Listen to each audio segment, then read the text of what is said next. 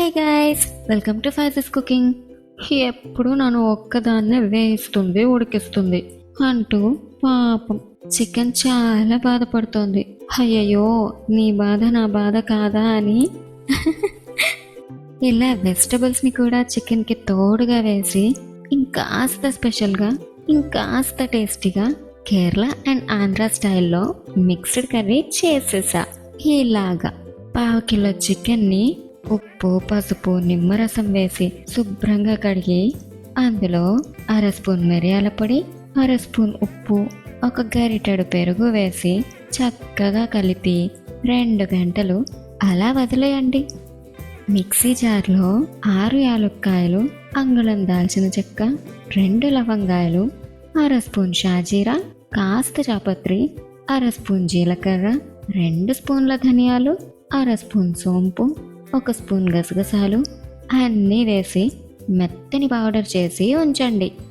ప్యాన్లో 2 స్పూన్ల ఆయిల్ వేసి వేడి అయ్యాక 1 బిర్యానీ ఆకు, 2 మరాఠీ మొగ్గలు, 1 అనాస పువ్వు, అల్లం వెల్లుల్లి పేస్ట్ వేసి 1/2 నిమిషం తర్వాత ఇలా బాగా సన్నగా తరిగిన 4 స్పూన్ల పచ్చిమిర్చి తరుగు వేసి ఇంకో 1/2 నిమిషం వేగాక 1 కప్పు ఉల్లిపాయ పేస్టు, 15 పుదీనా ఆకులు వేసి ఇలా కలుపుకుంటూ 2 నిమిషాలు వేయించి ఇప్పుడు ఇందులో లావుగా తరిగిన 1 క్యారెట్, 6 బీన్స్, 1 బంగాళదుంప ముక్కలు, 2 రెబ్బల కరివేపాకు వేసి మీడియం ఫ్లేమ్లో 6-7 నిమిషాలు ఇలా కలుపుకుంటూ చక్కగా వేయించి అప్పుడు 1 వంకాయ, సరిపడా ఉప్పు వేసి ఇంకో నిమిషం వేగాక 1 టమాటా ముక్కలు వేసి ఇంకో 2 నిమిషాలు వేయించి ఆ తర్వాత నానబెట్టి ఉంచిన చికెన్ని వేసి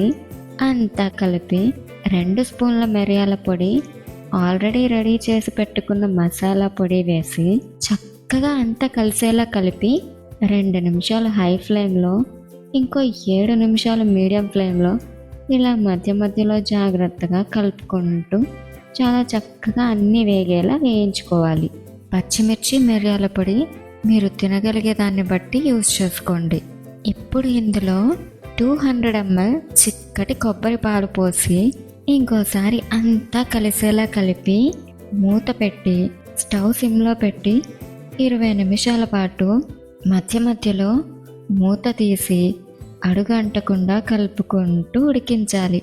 ఇలా ఈ స్టేజ్ వచ్చాక 1 చిన్న క్యాప్సికం పెద్ద ముక్కలుగా కట్ చేసి వేసి మూత పెట్టి ఇంకో 5 నిమిషాలు ఉడికిస్తే ఇలా చక్కగా ఉడికి ఆయిల్ పైకి కనిపిస్తుంది. అప్పుడు కొత్తిమీర చల్లుకుంటే రెడీ. ఇంత క్రీమీగా, ఎంతో టేస్టీగా ఉండే మరిన్ని రెసిపీస్ కోసం సబ్స్క్రైబ్ చేసుకోండి ఫైజెస్ కుకింగ్.